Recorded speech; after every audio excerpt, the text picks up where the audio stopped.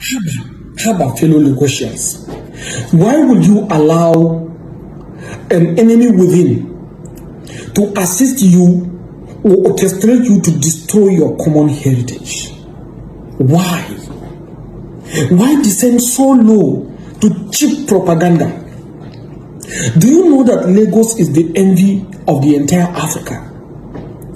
Lagos is the only place in Africa that give wealth to the needy, that give life to the lifeless, and that give accommodation to the homeless, that give opportunity to many people.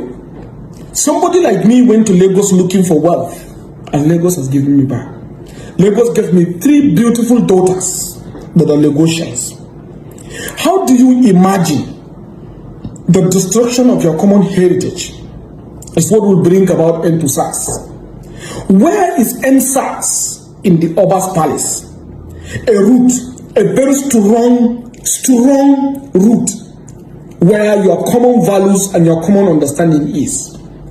You are being envied for your organization, for your structure, for your values, for your strength, and for your unity.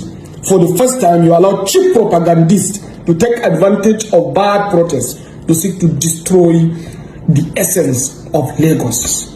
Do not agree. Anybody that wants to destroy you first, attack your head. I want to assure you that Bola Ahmed Tinubu Asiwaju is not just an individual. He's actually a symbol of Lagos. Many people identify it as such, especially your enemies.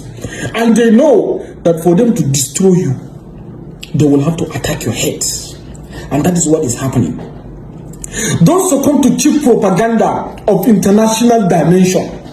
Stay strong behind your government. Stay strong behind your people. Stay strong behind your heritage. And do not allow anybody to destroy your land.